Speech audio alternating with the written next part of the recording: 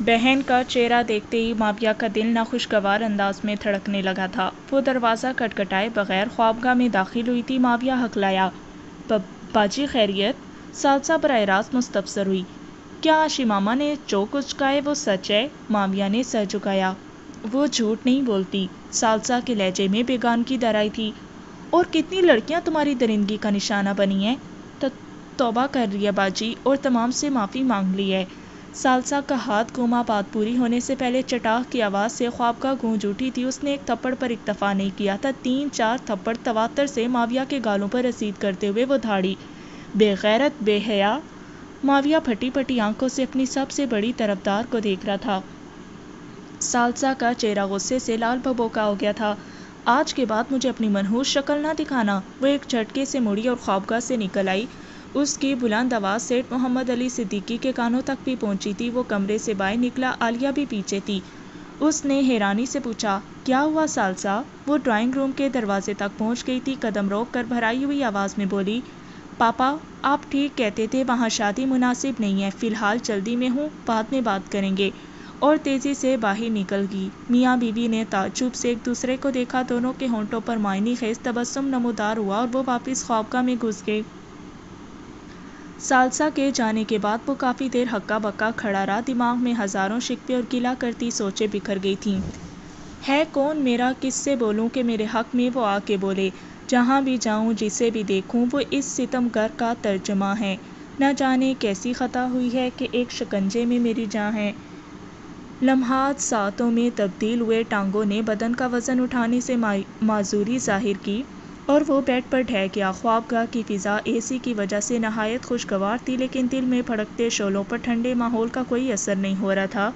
शिमामा के हसूर के ख्वाब खुशफहमी साबित हुए थे। उसकी उम्मीदें दम तोड़ गई थी। सोचा था उसका गुस्सा उतर जाएगा, वो मान जाएगी, मगर शिमामा इतनी संगदिल और मुंतकिमुल मिजाज निकली थी कि उसकी सारी खुशफहमियाँ धरी रह गईं। बक़िया रात वो बेकरारी से करवटें तब्दील करता रहा। शिमामा को मनाने और पाने की तमाम तजावीज़ नाकाम हो गई थीं। सालसा बाजी उसकी आखिरी उम्मीद थी और अब वो भी टूट गई थी। शिमामा के साथ शफीक बाजी भी खफा हो गई थी। उसे अब तक यकीन नहीं आ रहा था कि सालसा ने उसके चेहरे पर थप्पड़ रसीद किए हैं। लग रहा था कोई भयानक सपना देख रहा है। वो तो उसकी सबसे बड़ी तरफदार थी, माविया की गलतियों और लफ्ज़िशों का हमेशा दिफा करती थी। वो सबसे ज़्यादा अपनी आज इतनी बेगानगी लगी थी कि माविया की सोचें माऊफ हो गई थीं। नाश्ते के वक्त उसे मुलाजमा बुलाने आई, मगर वो आंखें मूंदे खामोश लेटा रहा। मुलाजमा एक दो आवाज़ें देकर बाहर निकल गई थी। घंटा डेढ़ बाद आलिया बेगम खुद अंदर दाखिल हुई। साथ बैठे हुए उसने माविया के बालों में उंगलियां फेरी। नाश्ता ले आऊं बेटा? वो खामोश लेटा रहा। बताओ ना, आलिया मिस्र हुई। भूख नहीं है माँ। करवट तब्दील करके उसने चेहरा बाजू में छुपा लिया था। सालसा क्यों गुस्सा थी? आलिया ने उसके ज़ख्मों को कुरीदा। वो भराई हुई आवाज़ में बोला, अपनी बेटी से पूछ ले मामा, मैं तो यूं भी एक मुजरिम और आवारा शख्स हूँ। आवारा और मुजरिम है तुम्हारे दुश्मन। आलिया बेगम तड़प उठी थी। आवारा हूँ तो एक शरीफ लड़की मुझे अपने काबिल नहीं समझती ना? वो चीखते हुए उठ बैठा था। आलिया ने उसे बहलाया। वो तुम्हारे काबिल नहीं है तभी इनकार कर रही है, वरना कहाँ एक ड्राइवर की बेटी और कहाँ मेरा आला नस्ब बेटा। वो तलखी से बोला, ऐसा बस आप सोचती हैं।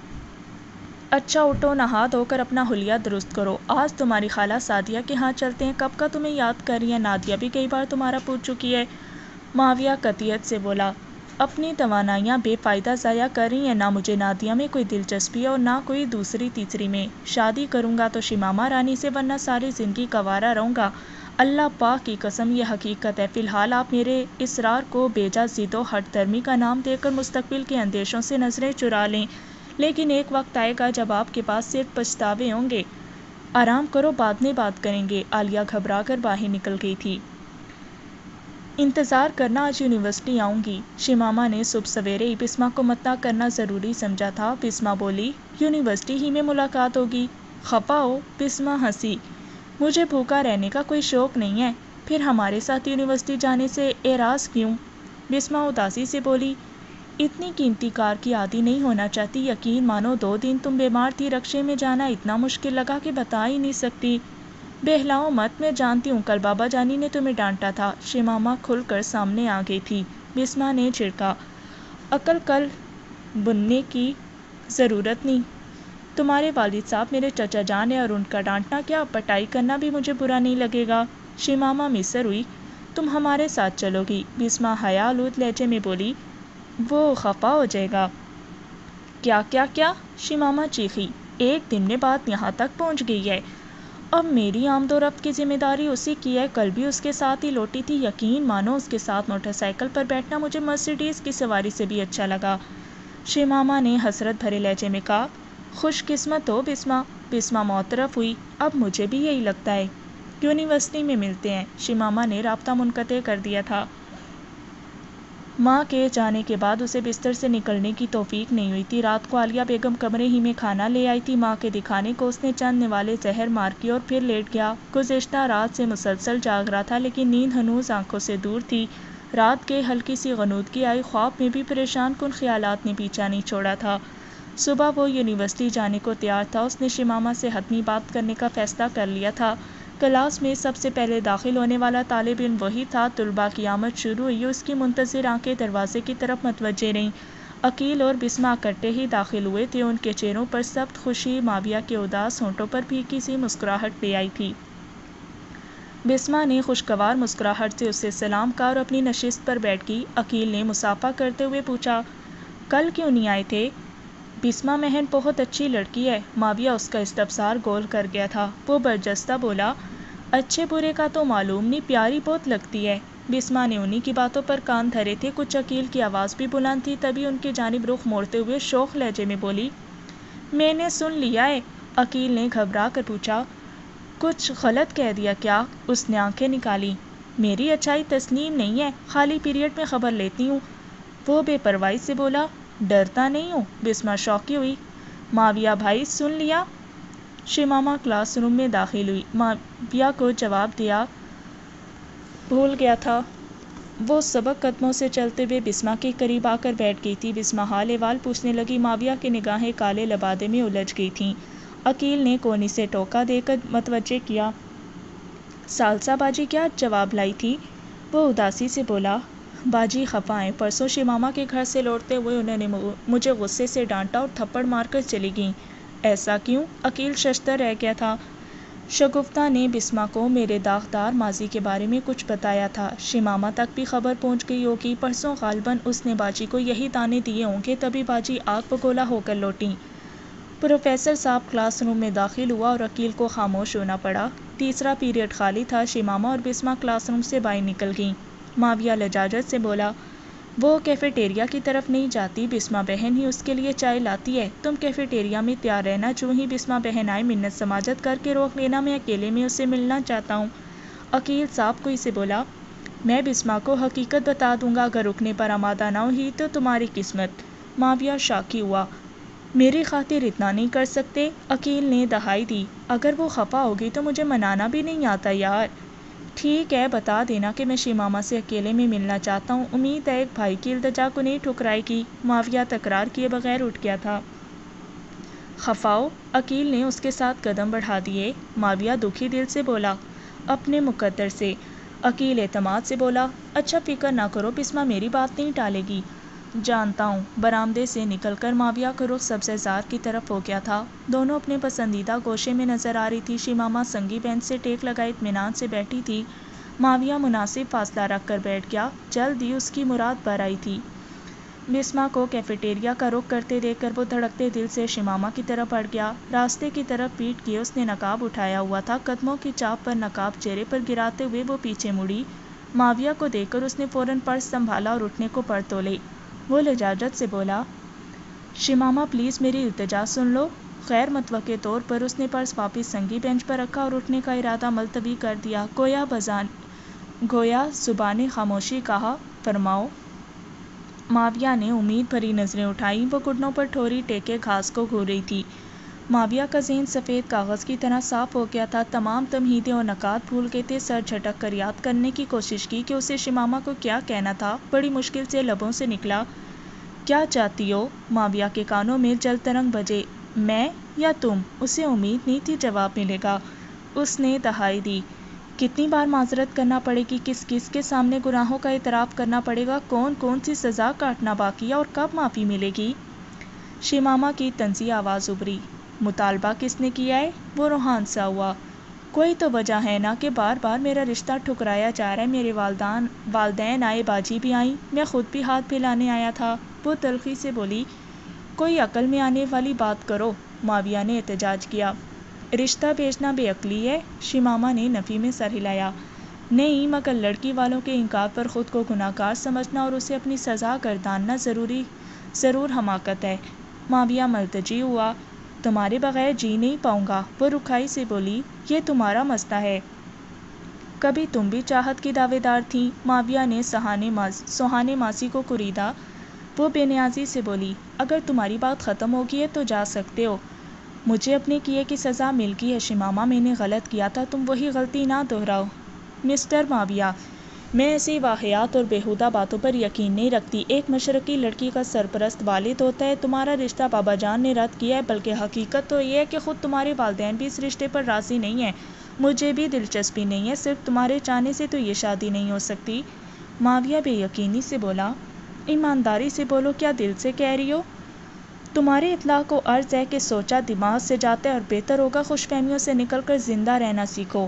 معاویہ کو امید نہیں تھی کہ شرم و حیا کی پتی اور چھوئی موئی شمامہ اسے یوں لاجواب کر دے گی۔ جھوٹ بول رہی ہو، وہ بے تابی سے چلایا۔ ثابت نہیں کر سکو گے؟ اس کے اطمینان میں فرق نہیں آیا تھا۔ تم سے شادی کرنا چاہتا ہوں، وہ منت پر اتر آیا تھا۔ وہ استہزائی لہجے میں بولی۔ ہمارے ہاں خود لڑکے کا رشتہ مانگنا کب سے رواج پا گیا ہے؟ وعدہ کرتا ہوں تمہیں خوش رکھوں گا، جو اعتبار چاہیے ہو دینے کو تیار ہوں۔ فضول میں توانائی ضائع کر رہے ہو۔ ٹھیک ہے، شادی پر حامی نہ بھرو، مجھے دھتکارتی رہو، کوئی واسطہ تعلق نہ رکھو، لیکن کسی اور سے بھی شادی نہ کرو۔ میں بھی نہیں کروں گا، تمہیں کسی اور کا بنتے دیکھنا یقیناً مجھ سے برداشت نہیں ہوگا۔ وہ زہر خوند ہوئی۔ تمہیں کسی اچھے ماہر نفسیات کی ضرورت ہے، معاویہ نے وحشت بھرے لہجے میں پوچھا۔ کیا چاہتی ہو، مر جاؤں؟ کسی اجنبی کے بارے میں ایسا کیوں چاہوں گی؟ تمہارے والد صاحب کی توہین کی، تمہیں اذیت پہنچائی، تضحیک کی، مذاق اڑایا، میری ان زیادتیوں کو معاف کر سکتی ہو؟ خود کو مجرم مانتے ہو تو اللہ پاک سے توبہ کرو۔ میں کون ہوتی ہوں معافی دینے والی؟ معاویہ لجاجت سے بولا۔ کہہ تو سکتی ہو نا تم نے مجھے معاف کیا۔ مسٹر معاویہ، امید کرتی ہوں تمہیں اپنے سوالات کا خاطر خواہ جواب مل گیا ہوگا۔ میں ایک ڈرائیور کی بیٹی ہوں اور اس یونیورسٹی میں سیٹھ صاحب کی مہربانی سے داخلہ ہو پایا ہے۔ اگر فیل ہوگی تو بابا جان سیٹھ صاحب سے آنکھیں نہیں ملا پائیں گے۔ اگر مہربانی کر سکتے ہو تو میرا پیچھا چھوڑ دو، نہیں تو مجھے یونیورسٹی چھوڑنا پڑے گی۔ لمحہ بھر توقف کر کے اس کی طنزیہ آواز ابھری۔ اور یہ درخواست ہے۔ اپنا پرس اٹھا کر اس نے کندھے پر لٹکایا اور کلاس روم کی طرف بڑھ گئی۔ معاویہ کی احتجاجی آواز ابھری۔ اتنی سنگ دل ہو گئی ہو کہ معاف بھی نہیں کر سکتی؟ شمامہ انسنا کرتے ہوئے کلاس روم کی طرف بڑھتی گئی۔ معاویہ حسرت بھری نظروں سے گھورتا رہ گیا۔ کیا رہا؟ کانوں میں عقیل کی آواز گونجی۔ وہ اور بسمہ دور سے ان پر نظر رکھے ہوئے تھے، شمامہ کے جاتے ہی قریب آ گئے تھے۔ معاویہ کا دکھی لہجہ ابھرا۔ سمجھتا تھا مجھ سے سنگ دل کوئی نہیں ہو سکتا۔ بسمہ نے اشتیاق سے پوچھا۔ کیا باتیں ہوئی، تفصیل بتاؤ نا معاویہ بھائی۔ شمامہ سے پوچھ لینا، دل گرفتگی سے کہتے ہوئے وہ پارکنگ کی طرف بڑھ گیا۔ دونوں سوالیہ نظروں سے ایک دوسرے کو گھورنے لگے۔ پروفیسر صاحب کے کلاس روم سے نکلتے ہی بسمہ اس کی جانب متوجہ ہوئی۔ کیا بات چیت ہوئی تھی؟ شمامہ نے عام لہجے میں تفصیل دہرا دی۔ بسمہ کا خیال تھا وہ اس کے نہ لوٹنے پر شوقی ہوگی، مگر شمامہ نے اس کا ذکر بھی نہیں کیا تھا۔ بسمہ اس کا ہاتھ تھامتے ہوئے ملتجی ہوئی۔ تو اسے معاف نہیں کرو گی؟ فضول بحث نہ کیا کرو، ناگواری سے کہتے ہوئے شمامہ نے ہاتھ چھڑا لیا تھا۔ شمامہ، وہ معافی مانگ رہا ہے، اسے اپنی غلطی تسلیم ہے، وہ سزا کاٹنے کو تیار ہے، اور کیا چاہتی ہو؟ شکر گزار رہوں اس کی اور اس کی بہن کی۔ تلخی سے کہتے ہوئے شمامہ نے نوٹس کھول لیے تھے۔ اب زیادتی کی مرتکب تم کر رہی ہو؟ بسمہ پاس نہیں آئی تھی۔ شمامہ نے نوٹس بند کر کے اپنی کتابیں اٹھائیں اور آخری نشست پر اقرا کے ساتھ جا بیٹھی۔ بسمہ نے اسے کڑی نظروں سے گھورا، مگر وہ اقرا کی طرف متوجہ تھی۔ بسمہ کا بگڑا موڈ دیکھتے ہی عقیل نشست چھوڑ کر اس کے پاس بیٹھ گیا۔ مجھے ڈانٹ لو، اس نے مصمصے لہجے میں بسمہ کے کان میں سرگوشی کی۔ بسمہ کے ہونٹوں پر دل آویز مسکراہٹ ابھری۔ آپ کو کیسے پتہ چلا میں غصے میں ہوں؟ اپنی بشی کو اچھی طرح جانتا ہوں۔ شمامہ زیادتی کر رہی ہے، بسمہ شوقی ہوئی۔ تو عقیل نے اس کی آنکھوں میں جھانکا۔ کبھی عقیل غریب کا بھی پوچھا ہے کہ بشی اس سے کتنا ستاتی ہے؟ بسمہ شوخی سے ہنسی۔ اب تو نہیں ستاتی، عقیل نے گلہ کیا، صبح سے میرا حال ہی نہیں پوچھا اور پورا پیریڈ گزر گیا ہے، مجھے نظر بھر کر نہیں دیکھا۔ بسمہ نے آنکھیں نکالیں، کیفیٹیریا میں اتنی دیر تو گپیں ہانکی ہیں۔ عقیل نے منہ بسورا، صرف ماویہ اور شمامہ کے مسئلے پر شروع رہی ہو۔ اس کا ہاتھ پکڑتے ہوئے وہ ندامت سے بولی، سوری، آئندہ ایسا نہیں ہوگا۔ خفا تو نہیں ہوں، عقیل نے تسلی دی۔ خفا ہو کر تو دکھائیں، اپنی اور آپ کی جان ایک کر دوں گی۔ عقیل متبسم ہو کر پروفیسر صاحب کی طرف متوجہ ہوا جو دیر ہونے پر معذرت کر رہا تھا۔ بسمہ بھی ناز سے مسکرا دی تھی۔ وہ یونیورسٹی سے سیدھا باجی کے ہاں چلا گیا تھا۔ چوکیدار نے اسے پہچانتے ہی دروازہ کھول دیا تھا۔ گاڑی صحن میں روک کر وہ اندرونی عمارت کی طرف بڑھا۔ ثالثی ڈرائنگ روم میں بیٹھی تھی۔ کار کی آواز پر نظریں اس کی طرف متوجہ ہوئیں۔ ماویہ کو دیکھتے ہی وہ اپنی خوابگاہ کی طرف بڑھ گئی۔ ڈرائنگ روم میں داخل ہوتے ماویہ کو وہ خوابگاہ میں گھستی نظر آ گئی تھی۔ وہ خوابگاہ کی طرف بڑھا، اتنی دیر میں ثالثی نے دروازہ بند کر دیا تھا۔ ماویہ نے دروازہ دھکیلا اور بند پا کر دستک دینے لگا۔ باجی، بات تو سنیں، دروازہ کھولیں۔ اس نے 3-4 بار دستک دی مگر ثالثی نے نہ تو دروازہ کھولا اور نہ کوئی جواب دیا۔ باجی پلیز مجھے صفائی کا موقع تو دیں، دروازہ کھولیں باجی۔ وہ وحشت زدہ سا دستک دیتا رہا مگر دروازہ نہیں کھلا۔ باجی صرف ایک بار میری بات تو سن لیں، پلیز مجھے ایک موقع تو دیں۔ باجی، باجی، وہ منت بھرے انداز میں پکارتا رہا مگر ثالثی کا دل نہیں پسیجا۔ 10-15 منٹ مسلسل دہائیاں دینے کے بعد وہ دل گرفتہ ہو کر ڈرائنگ روم سے باہر نکلا اور پھر کوٹھی سے بھی نکل آیا۔ اپنی کار وہیں چھوڑ دی تھی۔ اس کے قدم انجانی راہوں کی طرف اٹھنے لگے۔ سوچنے سمجھنے کی صلاحیتیں جواب دے گی تھیں۔ ماں باپ کی شفقت پر سے اعتبار اٹھ گیا تھا۔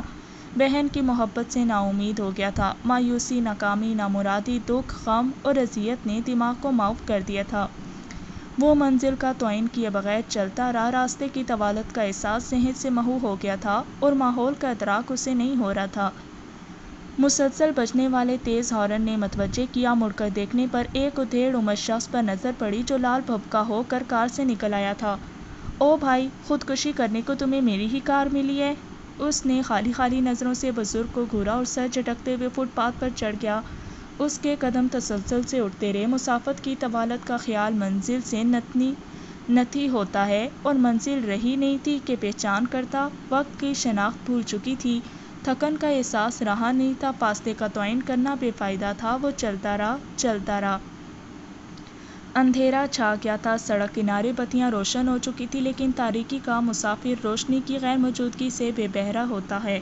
نامعلوم کتنی سڑکیں عبور کی، کتنی بار حادثے سے بچا، کتنی گالیاں اسے بکی گئیں، کتنا کوسا گیا، یہ حساب کتاب اس کا دماغ نہیں رکھ سکا تھا۔ یہاں تک کہ ٹانگوں نے بے دم ہو کر جسم کا وزن اٹھانے سے معذوری ظاہر کی اور وہ جگہ کا تعین کیے بغیر گرنے کے انداز میں لمبا پڑ گیا۔ وہ پارک کی دیوار تھی۔ چند اور بھکاری بھی لیٹے تھے۔ ایک نئے وجود کو انہوں نے دھتکارے بغیر قبول کر لیا تھا کہ وہ قبضے اور ملکیت جیسے احساسات سے مبرا تھے۔ ماویہ مسلسل حرکت کرنے سے پسینے میں شرابور ہو گیا تھا۔ نیچے بیٹھتے ہی قیمتی لباس خاک آلود ہو گیا۔ اسے صفائی وغیرہ کا ہوش نہیں تھا۔ نہ جانے کیسی حالت تھی کہ ہر قسم کی سوچیں اور احساسات رخصت ہو گئے۔ شاید وہ کچھ سوچنا ہی نہیں چاہتا تھا۔ خود اذیتی کی ایسی کیفیت تھی کہ بدحالی میں سکون مل رہا تھا۔ تم یہی چاہتی تھی نا لوگ مجھ پر ہنسیں، دنیا کے لیے عبرت کا نمونہ بن جاؤں، اپنے کیے کا پورا بدلہ ملے، جیسے تمہیں دکھ پہنچایا ویسے مجھے بھی پہنچے۔ لو، خوش ہو جاؤ شمو رانی، ماویہ اس مقام پر پہنچ گیا ہے۔ ثالثی نے اپنے شوہر فرحان کی آواز سن کر دروازہ کھولا تھا۔ میں نے سوچا ماویہ سے گپیں ہانک رہی ہو، اور یہ آنکھوں میں سرخی کیسی ہے؟ بات کرتے ہوئے اس کی توجہ ثالثی کی آنکھوں کی طرف مبذول ہوئی اور وہ پریشان ہو گیا۔ کچھ نہیں، ایسے ہی۔ ثالثی نے ٹالنے کی کوشش کرتے ہوئے اس کے ہاتھ سے بیگ لے لیا۔ بیگم، فرحان نے بازوؤں سے پکڑ کر اس کا رخ اپنی جانب موڑا۔ کیا ہوا، ماویہ نے کچھ کہا ہے؟ وہ ہکلائی۔ نہیں تو، اور آپ کو کیسے پتا ماویہ آیا تھا؟ اس کی کار سین میں کھڑی ہے۔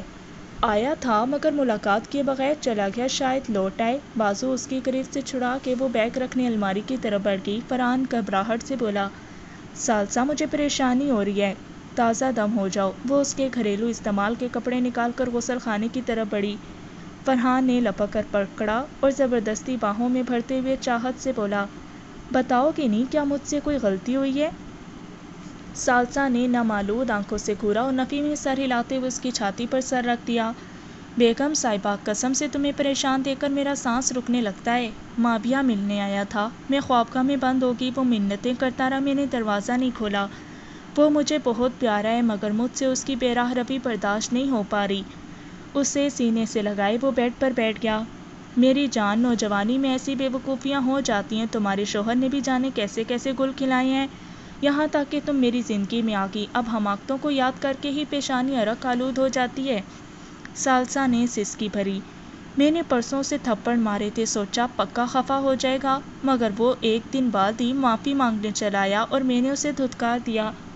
اس کا سر سہلاتے ہوئے فرحان نے مشورہ دیا، اسے کال کر کے بلا لیتا ہوں، جب اتنا پیارا لگتا ہے تو معافی دینے میں تردد کیسا، اور پھر اپنی غلطیوں کا اعتراف کرتے ہوئے آئندہ نہ کرنے کا وعدہ کر رہا ہے۔ کال کرنے کی ضرورت نہیں ہے، جب کار کھڑی ہے تو یقیناً خود لوٹ آئے گا۔ آپ تازہ دم ہوں، میں بالکل ٹھیک ہوں۔ گود سے سر اٹھاتے ہوئے وہ اٹھ بیٹھی۔ فرحان نے ٹھوری کے نیچے ہاتھ رکھ کر اس کا جھکا ہوا سر اٹھایا۔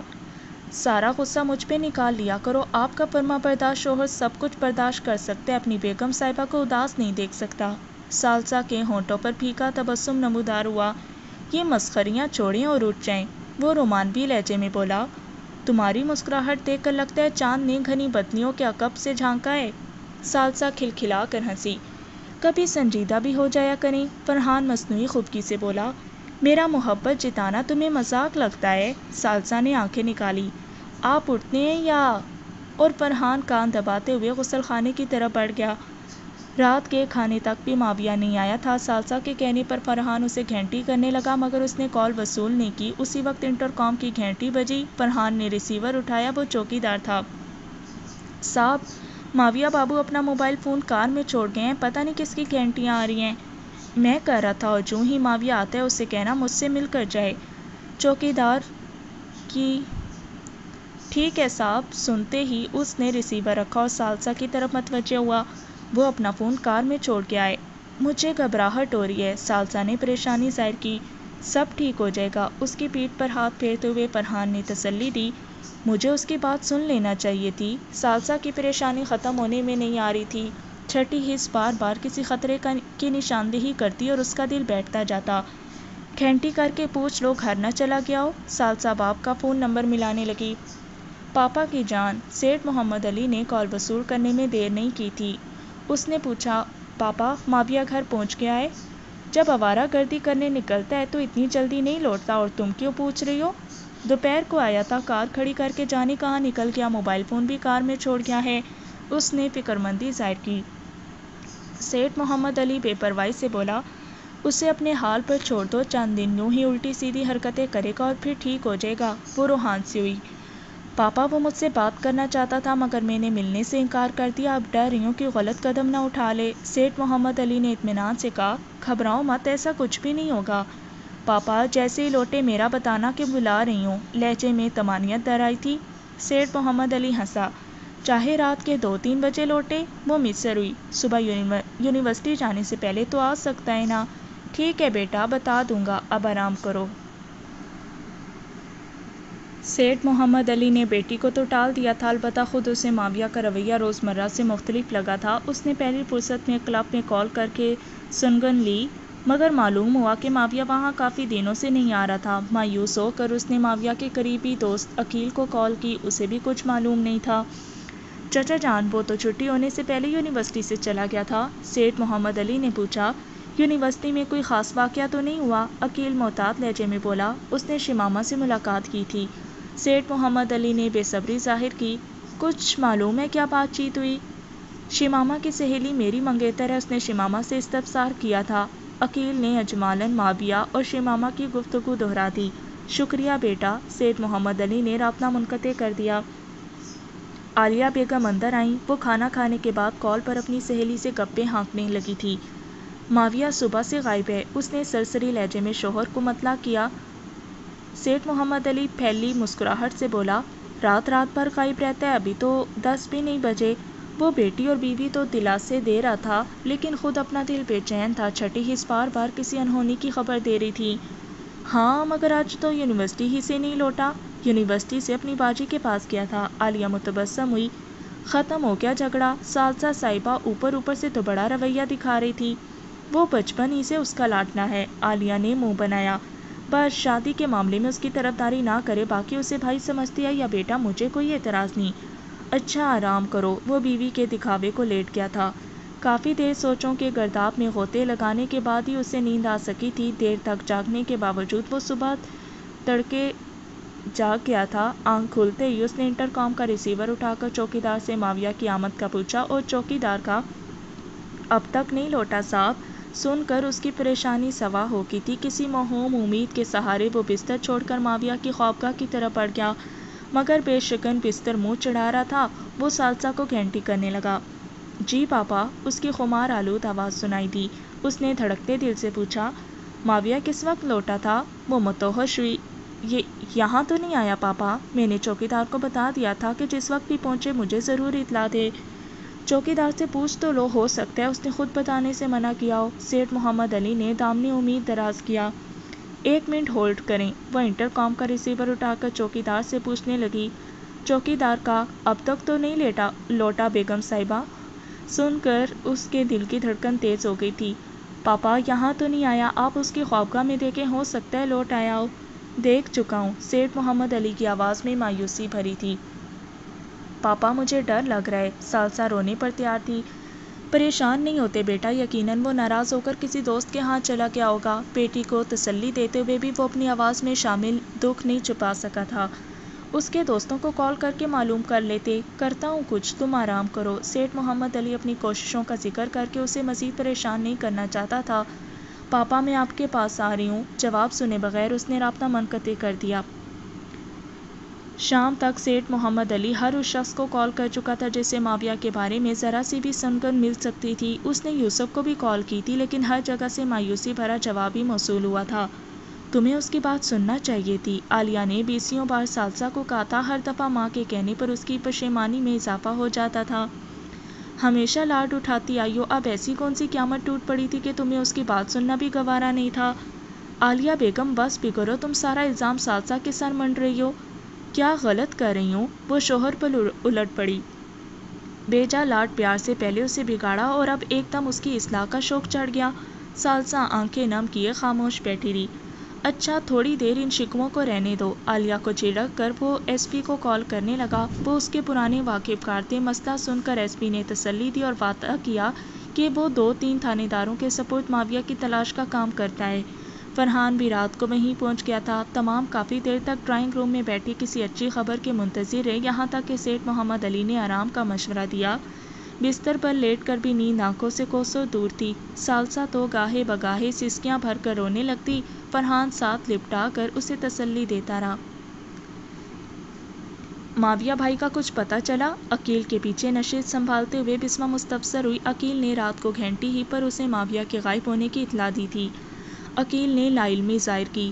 پتہ نہیں، یونیورسٹی پہنچ کر اس کے والد کو کال کرتا ہوں۔ یونیورسٹی تک وہ اسی موضوع پر بات کرتے رہے۔ پارکنگ سے نکل کر وہ پختہ روش پر چڑھے، تبھی سیٹھ عبدالکریم صالح کی خوبصورت مرسیڈیز یونیورسٹی میں داخل ہوئی۔ بسمہ تجاہل عارفانہ سے کام لے کر آگے بڑھ گئی۔ عقیل کی نظر ادھر اٹھی۔ اس نے بسمہ کو مطلع کرنے میں دیر نہیں کی تھی۔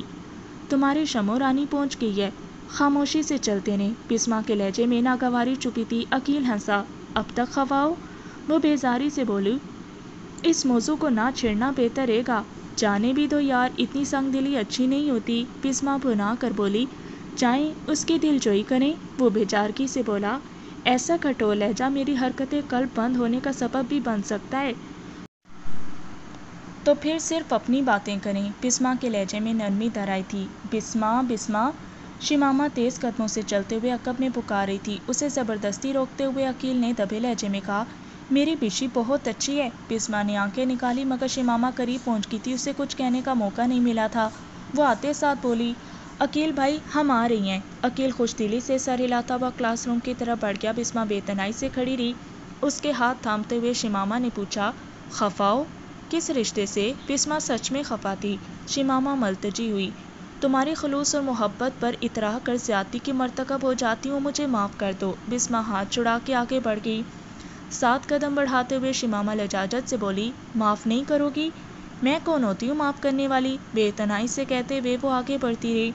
شمامہ روحان سی ہوئی۔ معافی مانگ تو رہی ہوں، کہتی ہو تو پاؤں کو ہاتھ لگا لیتی ہوں، بسما طنزیہ لہجے میں بولی۔ شکریہ۔ گہرا سانس لیتے ہوئے شمامہ نے قدم روکے اور اس گوشے کی طرف بڑھ گئی جہاں وہ روزانہ بیٹھا کرتی تھیں۔ بسما بے نیازی سے چلتی رہی۔ برآمدے میں قدم رکھتے ہی اس نے بے اختیار مڑ کر دیکھا۔ شمامہ سنگی بینچ سے ٹیک لگائے گھٹنوں پر ٹھوری ٹیک کر بیٹھ گئی تھی۔ اس کا رخ مخالف سمت کو تھا۔ بسما کے ہونٹوں پر تبسم نمودار ہوا اور وہ اس کی جانب بڑھ گئی۔ پراٹھا لایا ہے یا بھول گئی ہو؟ قریب پہنچتے ہی اس نے بظاہر روکھے لہجے میں پوچھا تھا۔ شمامہ کے ہونٹوں سے دبی دبی سسکی برآمد ہوئی۔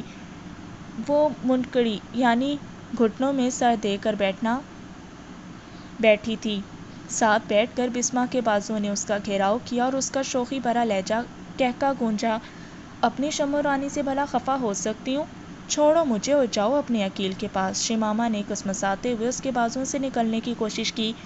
یہ نہ ہو میرے ہاتھوں ماری جاؤ۔ اسے آزاد کرتے ہوئے بسما نے اس کی پیٹھ پر تھپار رسید کی۔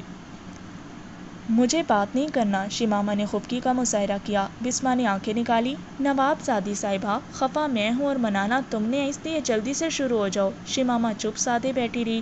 بسما نے دھمکی دی۔ معافی مانگنی ہے کہ چلی جاؤں؟ شمامہ روحان سی ہوئی۔ تم اس کی طرفداری کیوں کرتی ہو؟ مجھے غصہ آ جاتا ہے اور الٹی سیدھی حرکتیں کرنے لگتی ہو۔ بسما ترشتی سے بولی۔ وضاحتیں نہیں، معافی مانگنے اور آئندہ ایسی بیہودہ حرکت سے توبہ کرنے کا کہا ہے۔ شمامہ پیچارگی سے بولی۔ یونیورسٹی میں تمہارے سوا میرا کوئی بھی نہیں ہے، مجھے معاف کر دو بسما۔ آئندہ کوشش کروں گی کہ تمہیں ناراضگی کا موقع نہ دوں۔ بسما کی جان۔ بسما نے فرتے جذبات میں اسے لپٹا لیا تھا۔ میں بالکل بھی خفا نہیں ہوں، بس تھوڑا سا تنگ کر رہی تھی۔ کیا پتا تھا تم اتنی قنوتی ہو جاؤ گی، اور کچھ بھی کہو کچھ بھی کرو میں تم سے خفا نہیں ہو سکتی۔ آئندہ ایسا کرو گی؟ شمامہ نے لاڈ سے پوچھا۔ بسما نے منہ بنایا۔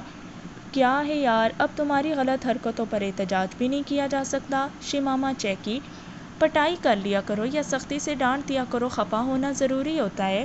بسما فلسفیانہ لہجے میں بولی۔ صحیح کہا، چاہنے والوں کو محبوب کی ناراضگی ہر سزا سے بڑھ کر معلوم ہوتی ہے۔ شمامہ تلملائی۔ اب اگر اس کا ذکر کیا تو سر پھاڑ دوں گی تمہارا۔ کل سے بتائے بغیر غائب ہے، اس کے گھر والے سخت پریشان ہیں۔ بسما نے عقیل سے سنی معلومات اس کے گوشے گزار کرنے میں دیر نہیں کی تھی۔ شمامہ نے اٹھتے ہوئے کہا، چلیں، پیریڈ شروع ہونے میں منٹ آدھ ہی رہ گیا ہے۔ بسما ملامت بھری نظروں سے اسے گھورتے ہوئے کھڑی ہو گئی۔ خالی پیریڈ میں کلاس روم سے باہر نکلتے ہوئے عقیل نے بسما کو معاویہ کے نہ ملنے کے بارے میں بتا دیا تھا۔ وہ لجاجت سے بولی، 2 پیالی چائے تو لا دو۔ عقیل بے نیازی سے بولا، نوکر نہیں ہوں تمہارا۔ نہیں۔ بسما نے آنکھیں نکالیں۔ عقیل نے مسمسی شکل بنائی۔ تو یوں کہو نا، منت کیوں کرتی ہو؟ کہکا لگاتے ہوئے وہ شمامہ کے ساتھ ہو لی۔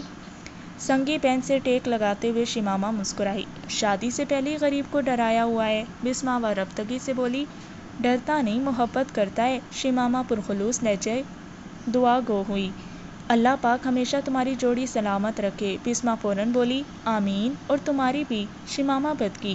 مجھے اس کا نام سننا گوارا نہیں اور تم ہماری جوڑی بنانے پر تلی ہو؟ بسما متبسم ہوئی۔ میں نے تو معاویہ بھائی کا نام نہیں لیا۔ شمامہ نے موضوع تبدیل کرتے ہوئے اس کے دکھتی رگ پر ہاتھ رکھا۔ پراٹھا کھانا ہے کہ نہیں؟ نکالو نا۔ بسما اس کے شولڈر بیگ پر جھپٹی۔ شمامہ کا مترنم کہکا بلند ہوا۔ لنچ باکس اس کے حوالے کرتے ہوئے وہ تاکید سے بولی، صرف اپنے پراٹھے کو ہاتھ لگانا۔ بسما نے لنچ باکس سامنے رکھ کر کیفیٹیریا کی طرف دیکھا۔ عقیل پلاسٹک کی ٹرے میں 2 پیالیاں رکھے قریب آ رہا تھا۔ پاس آ کر اس نے ٹرے نیچے رکھی۔ کوئی اور حکم بیگم صاحبہ؟ بسما نے ایک پراٹھا لے کر لنچ باکس اس کی طرف بڑھایا۔ سرتاج، سبزی کا پراٹھا بنایا ہے، کیفیٹیریا میں آرام سے بیٹھ کر کھاؤ اور لنچ باکس وہیں نہ چھوڑ دینا۔ عقیل بھائی جھوٹ بول رہی ہے، پراٹھا آپ کی بہن نے بنایا ہے، یہ ہٹ حرام صرف کھانا جانتی ہے۔ عقیل مسکین لہجے میں بولا، جانتا ہوں بہن، اسی لیے تو آج کل امی جان سے روٹی بنانا سیکھ رہا ہوں۔ بسما کھلکھلائی۔ شمامہ کی بھی ہنسی چھوٹ گئی تھی۔ عقیل محبت بھری نظریں بسما کے ملیح چہرے پر ڈال کر کیفیٹیریا کی طرف مڑ گیا۔ وہ تفاخر سے بولی، سن لیا؟ جانتی ہوں تم سا خوش قسمت شاید ہی کوئی ہو۔ شمامہ اداس ہو گئی تھی۔ بسما چائے کی پیالی اٹھاتے ہوئے بولی، یقین مانو وہ بدل گیا ہے۔ اپنا پراٹھا سرتاج کے حوالے کر کے میرے حصے پر تو ہاتھ صاف نہ کرو۔ شمامہ نے پراٹھا لینے کو ہاتھ بڑھایا۔ میرا سرتاج ابھی نہیں بنا، تمہارے بھائی کو دیا ہے۔ بسما نے آدھا پراٹھا اسے پکڑایا۔ لمحے بھر توقف کے بعد بولی، پتہ تو چل گیا نا، وہ اب تک نہیں ملا۔ شیماما چائے کی پیالی اٹھاتے ہوئے بے نیازی سے بولی، میرا تعلق محکمہ سراغ رسانی سے ہے، نہ میں تھانے دار ہوں۔ اس نے صرف معافی ہی تو مانگی ہے، ترس نہیں کھا سکتی؟ بسمہ اسے متون کرنے لگی۔ شیماما ترکی بہ ترکی بولی، اسے ترس آیا تھا؟ بسمہ مستفسر ہوئی، تو بدلہ لے رہی ہو؟ شیماما نے نفی میں سر ہلایا، نظر انداز کر رہی ہوں۔ بسمہ مصر ہوئی، معاف نہ کرنا بدلہ لینا ہی کہلاتا ہے۔ شیماما سے چوتے ہوئے بولی، کیا مجھے ناراض کرنے میں مزہ آتا ہے؟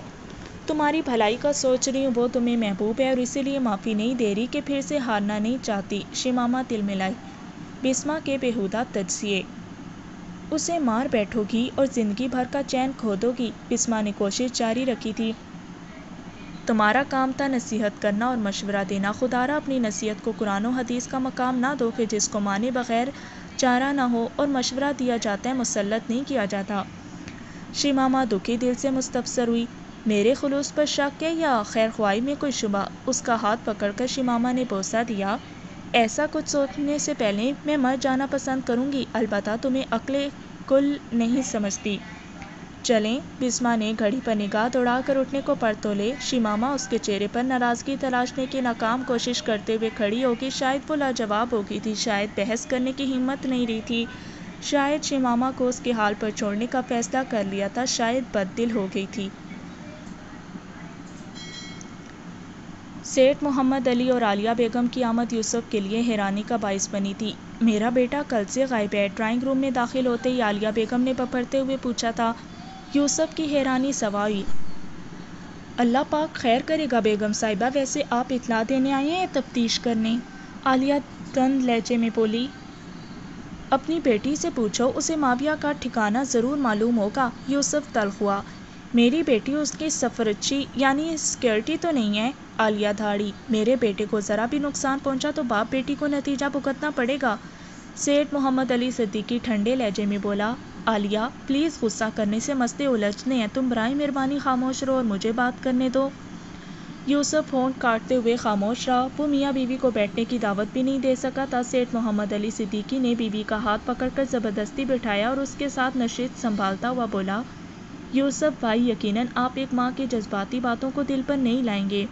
یوسف نے گہرا سانس لے کر غصے پر قابو پایا اور زبردستی کی مسکراہٹ ہونٹوں پر بکھیر کر بظاہر خوش دلی سے بولا، کوئی بات نہیں، آپ حکم کریں، کیا خدمت کر سکتا ہوں؟ سیٹھ محمد علی تحمل سے بولا، معاویہ کل صبح سے غائب ہے، اس کے دوست احباب سے رابطہ کیا، پولیس میں رپورٹ درج کرائی، تمام رشتہ داروں سے معلوم کیا، مگر اس کا پتہ نہیں چلا۔ اب ایک آس لے کر آئے ہیں، شاید آپ ہمارا مسئلہ حل کر سکیں۔ یوسف نے حیرانی سے کندھے اچکائے، میری سمجھ میں اب بھی نہیں آ رہا اس عمر میں کیا کر سکتا ہوں؟ سیٹھ محمد علی بولا، اگر آپ کی اجازت ہو تو میں شیماما بیٹی سے دو باتیں پوچھنا چاہتا ہوں۔ اس معاملے کا میری بیٹی سے کیا تعلق؟ یوسف معترض ہوا۔ سیٹھ محمد علی شوقی ہوا، کیا آپ نہیں جانتے؟ یوسف اکتائے ہوئے انداز میں بولا، آپ کے بیٹے کا یک طرفہ جنون ہے۔ سیٹھ محمد علی نے للکارتی نظروں سے گھورا، تجاہل عارفانہ سے کام لے رہے ہو یا بے خبر ہو؟ جی چچا جان، پوچھیں۔ اچانک دروازے سے چاند طلوع ہوا، اس کے مونے چہرے پر چھایا حسن و ملال باریک بین نگاہوں سے اوجھل نہیں ہو سکتا تھا۔ شاید تمہیں ہماری آمد بری لگی۔ صدیقی صاحب نے اٹھ کر اس کے سر پر ہاتھ رکھا۔ محمد یوسف نے بیٹی کی آمد پر کسی رد عمل کا اظہار نہیں کیا تھا۔ وہ صاف کوئی سے بولی، آمد پر تو نہیں، الزام سن کر دکھ ضرور ہوا ہے۔ صدیقی صاحب نے رسمی ندامت ظاہر کی، معذرت خواہ ہوں بیٹی، لیکن اکیلے بیٹے کی گمشدگی نے ہمیں تلخ کر دیا ہے۔ شیماما شوقی ہوئی، ہمارا قصور؟ لڑکی اتنی بھولی نہ بنو، تم سب جانتی ہو۔ عالیہ بیگم غضبناک ہوئی۔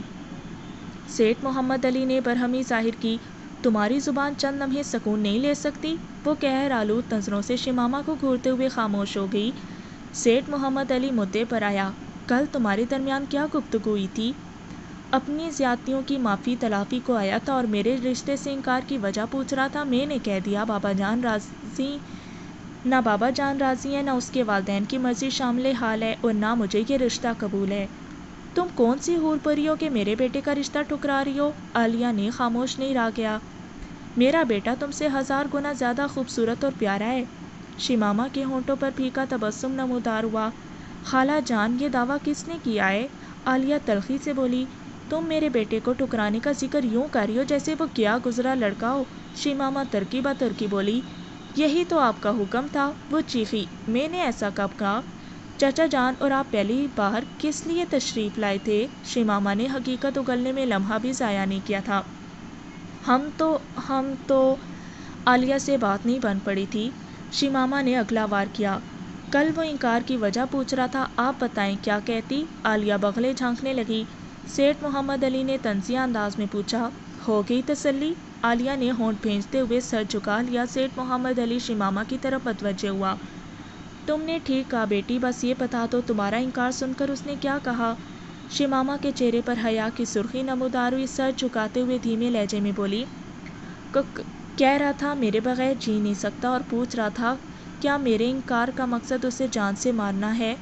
میں نے کہا کسی اجنبی کی موت کی خواہش میں کیوں کرنے لگی، اور پھر میں نے اسے درخواست کی کہ میرا پیچھا چھوڑ دے، کیونکہ اس کی وجہ سے نہ صرف میں بدنام ہو رہی ہوں بلکہ میری پڑھائی کا بھی حرج ہو رہا ہے، اور اس اعلیٰ یونیورسٹی میں سیٹھ عبدالکریم صاحب کی مہربانی سے میرا داخلہ ہو پایا ہے۔ فیل ہونے کی صورت میں بابا جان کو سیٹھ صاحب کے سامنے شرمندگی اٹھانا پڑے گی۔ عالیہ پھر درمیان میں کودی۔ پہلے محبت کا کھیل رچایا اور اب میرا بیٹا اجنبی ہو گیا؟ ہاں، شیماما نے بے باکی سے سر ہلایا۔ کیونکہ ایسا اس کے والدین چاہتے ہیں۔ سیٹھ محمد علی نے خشمگی نظروں سے بیوی کو گھورا اور شیماما کو مخاطب ہوئے، بیٹی مافیہ کی تلاش میں ہماری مدد کر سکتی ہو؟ شیماما کے لہجے میں حیرانی تھی۔ مجھے کیا کرنا ہوگا؟ سیٹھ محمد علی نے دامن امید دراز کیا۔ تم دونوں اتنے قریب تھے، کیا اندازہ نہیں ہے وہ کہاں چھپ سکتا ہے؟ ہماری رفاقت کی طوالت 2 دنوں پر مشتمل ہے۔ پہلے دن اس نے اظہار کیا اور اگلے دن میں نے اسے بابا جان سے ملا دیا۔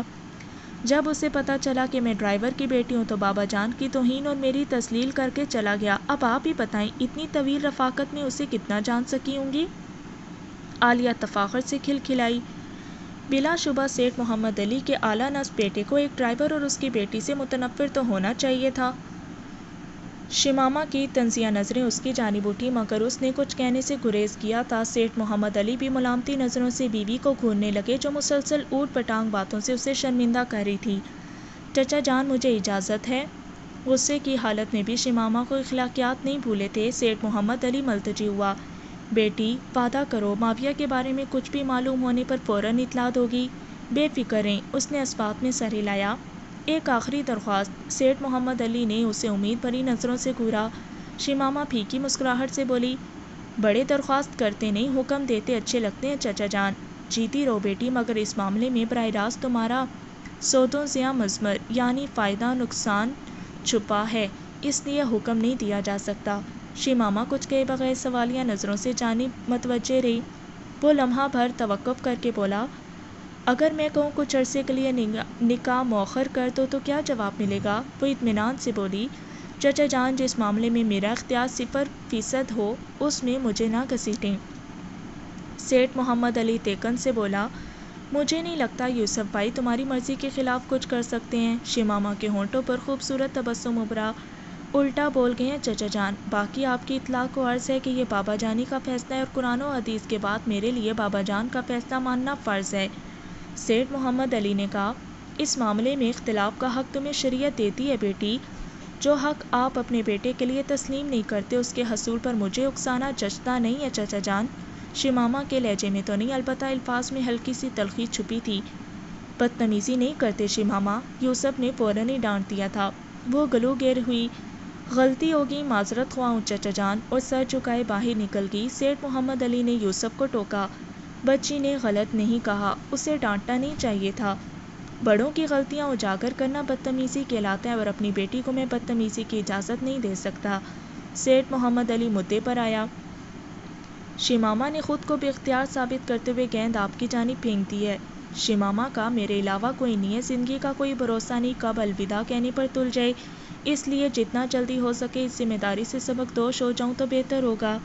سیٹھ محمد علی معترض ہوا، ایک تو وہ اتنی بڑی نہیں ہوئی کہ آپ خود ساختہ پریشانیاں پالتے رہیں، دوسرا موت تو کسی کو بھی آ سکتی ہے، ضروری نہیں کہ بڑے ہی کی باری پہلے آئے۔ خاکم بدہن یعنی میرے منہ میں خاک، شیماما یا اس کے ہونے والے شوہر کی باری آپ سے پہلے آ جائے پھر؟ سیٹھ صاحب، آپ سے متفق ہونے کے باوجود میرا فیصلہ برقرار ہے کیونکہ میرے مد نظر اپنی بیٹی کی بھلائی ہے۔ ایسا اچھا رشتہ دوبارہ نہیں ملے گا، اس لیے معذرت خواہ ہوں۔ سیٹھ محمد علی لجاجت سے بولا۔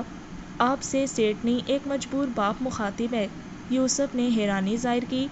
شمامہ اور معاویہ کی شادی کے حق میں آپ ہیں نہ میں، پھر ایسا مطالبہ کرنا میری سمجھ سے باہر ہے۔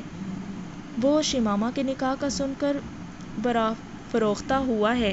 اگر اسے معلوم ہو گیا کہ شمامہ کا نکاح فی الحال نہیں ہو رہا تو یقیناً لوٹ آئے گا۔ یوسف نے نکتہ اٹھایا۔ اور جب دوبارہ شمامہ کا نکاح ہوگا تب کیا؟ کسی بھی قیمت، کسی بھی حالت میں آپ کم از کم مجھے 2 سال کی مہلت دیں۔ خدا کو حاضر و ناظر جان کر کہتا ہوں، اس دوران خدا نخواستہ آپ کو کچھ بھی ہو گیا، شمامہ بیٹی میری ذمہ داری ہوگی، کوئی کمی نہیں آنے دوں گا، سگی بیٹی سمجھ کر رخصتی کراؤں گا، چاہیں تو پکی تحریر لے لیں۔ یوسف طنزیہ لہجے میں بولا، گویا آپ میرے جذبات کو خرید رہے ہیں۔ باخدا ایسا نہیں ہے، میں صرف اپنے بیٹے کو بچانے کی فکر میں ہوں۔ اس نے شمامہ کے ساتھ زیادتی کی، آپ کی شان میں گستاخی کی ہے، سب تسلیم کرنے کے باوجود میں اسے نقصان پہنچتے نہیں دیکھ سکتا۔ یہ بھی جانتا ہوں کہ اب شمامہ کبھی بھی اس سے شادی پر تیار نہیں ہوگی، نہ آپ یہ گوارا کریں گے۔ البتہ شمامہ کی منگنی مؤخر کر کے آپ مجھ پر احسان کر سکتے ہیں۔ آپ ناجائز مطالبہ کر رہے ہیں، میں بیٹی کی زندگی کے فائدہ نقصان کو کسی دوسرے پر قربان نہیں کر سکتا۔ میں قسم کھا کر کہتا ہوں، آپ یا شمامہ بیٹی نقصان میں نہیں رہیں گے۔ اللہ پاک آپ کو صحت و ایمان والی لمبی زندگی دے۔ 2 سال کا عرصہ اتنا طویل نہیں ہوتا۔ اگر خدا نخواستہ آپ کو کچھ ہو گیا تو شمامہ کی شادی اس کی مرضی سے اور اچھے خاندان میں ہوگی۔ انشاءاللہ آپ کی کمی اسے محسوس نہیں ہونے دوں گا، اور یہ بھی وعدہ کرتا ہوں شادی کے بعد بھی اس سے غافل نہیں رہوں گا۔ بالفرض میں بھی نہ رہا تو یہ ذمہ داری میری بیٹی ثالثہ نبھائے گی۔ وہ وعدے کی پکی اور زبان کی کھری ہے، برائے مہربانی میری درخواست کو نہ ٹھکرائیں۔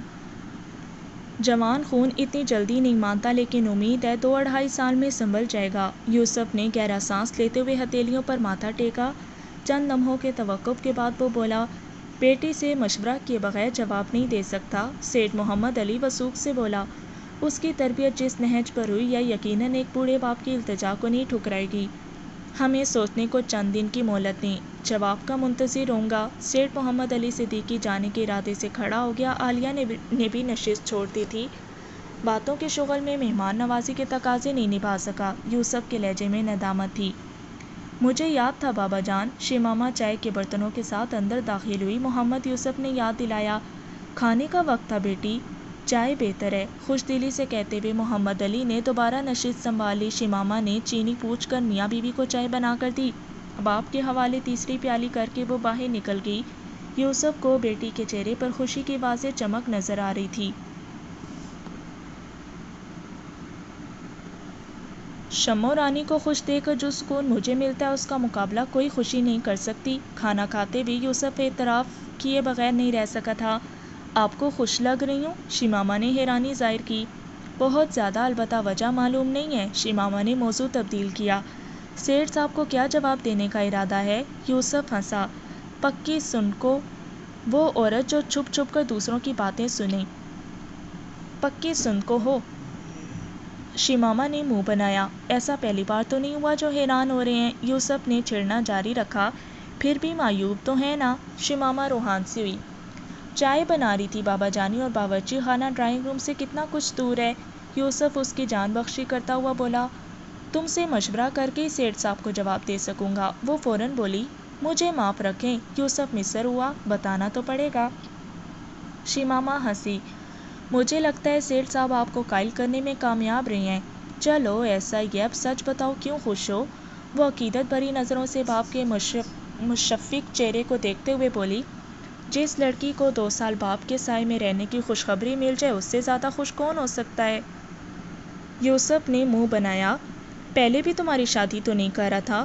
وہ صاف کوئی سے بولی، کسی کی منکوحہ بننے کے بعد احساس آزادی چھن جاتا ہے۔ یوسف شوقی ہوا، تم انکار کا حق رکھتی تھی۔ شمامہ وارفتگی سے بولی، کیا لگتا ہے آپ کی تمنا پر سر جھکانے کے علاوہ بھی کوئی رد عمل ظاہر کر سکتی ہوں؟ باخدا آپ ابھی کسی خانہ بدوش کو میرا ہاتھ پکڑا دیں تو چوں بھی نہیں سنیں گے۔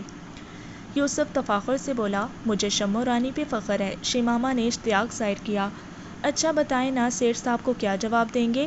تمہاری خوشی دیکھنے کے بعد بھلا کیا جواب دے سکتا ہوں؟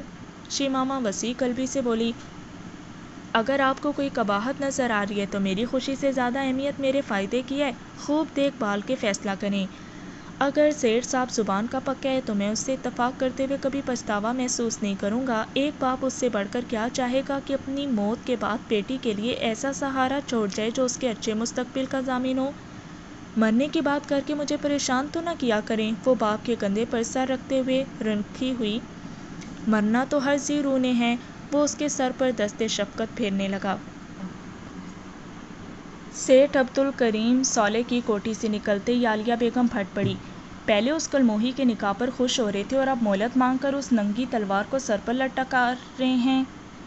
صدیقی صاحب نے اسے جھڑکا۔ احمق نہ بنو عالیہ بیگم، کیا خیال ہے ماویہ کیوں غائب ہوا؟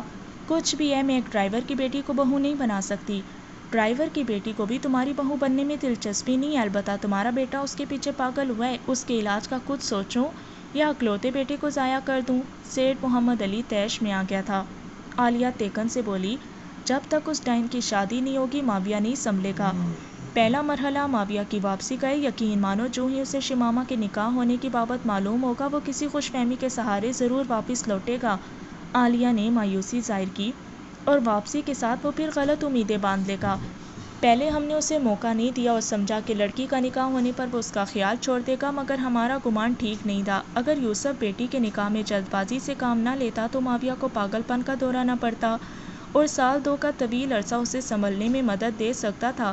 ممکن تھا اس دوران اسے کوئی دوسری لڑکی پسند آ جاتی، یہ بھی ہو سکتا تھا شمامہ کی مسلسل بے اعتنائی اس کا جی کھٹا کر دیتی۔ عالیہ رنکی ہوئی، نہ جانے میرا شہزادہ کہاں خوار ہوتا پھر رہا ہوگا۔ صبر کرو بیگم، امید ہے جلدی لوٹ آئے گا۔ دعا کرتا ہوں اس تک شمامہ کے نکاح نہ ہونے کی خبر جلد سے جلد پہنچ جائے، پھر بھاگ کر واپس آئے گا۔ پتہ نہیں ڈائن نے کیسا جادو کیا ہے میرے بچے پر، وہ شمامہ کو کوسنے لگی۔ سیٹھ محمد علی نے ناراضگی ظاہر کی۔ شمامہ بہت سلجھی ہوئی، تمیزدار اور اعلیٰ اخلاق کی مالک ہے۔ بھاڑ میں جائے چمامہ، یعنی جوتا۔ عالیہ اس کا نام بگاڑتے ہوئے برہم ہوئی۔ سیٹھ محمد علی مایوسی سے سر ہلا کر رہ گئے تھے۔ ثالثہ بے صبری سے ان کی منتظر تھے۔ کھانے کی میز پر سیٹھ محمد علی نے اسے یوسف سے ملاقات کی تفصیل بتائی اور چند نوالے زہر مار کر کے خوابگاہ کی طرف بڑھ گیا۔ عالیہ بیگم نے ایک نوالہ لینے کی ضرورت بھی محسوس نہیں کی اور خوابگاہ میں جا کر لیٹ گئی۔ بستر پر لیٹتے ہی سیٹھ محمد علی کو یوسف کی کال موصول ہوئی۔ رسمی کلمات دہرا کر وہ بولا، سیٹھ صاحب مجھے آپ کی پیشکش قبول ہے۔ شکریہ یوسف بھائی، مجھے آپ سے یہی امید تھی، اور بے فکر رہو، سیٹھ محمد علی صدیقی میں ہزاروں خرابیاں ہو سکتی ہیں لیکن زبان کا کھرا اور وعدے کا پکا ہے۔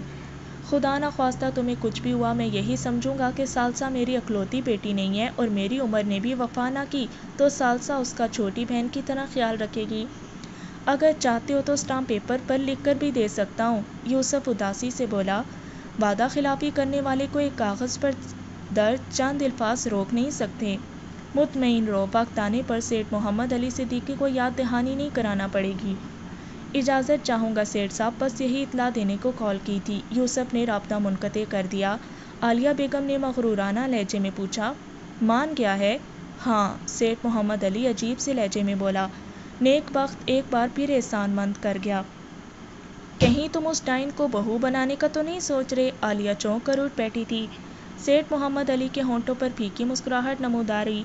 اگر تمہارے بیٹے کی طرح وہ بھی اسے شدت سے رشتہ جوڑنا چاہتی تو شاید میرا جواب ہاں میں ہوتا، مگر وہ اس سے نفرت کرتی ہے۔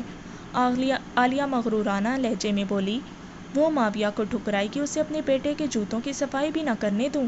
محمد علی صاحب کوئی سے بولا، وہ ٹھکرا چکی ہے عالیہ بیگم، ہر غریب کو لالچی یا روپے پیسے کا بھوکا سمجھنا تمہاری حماقت ہے۔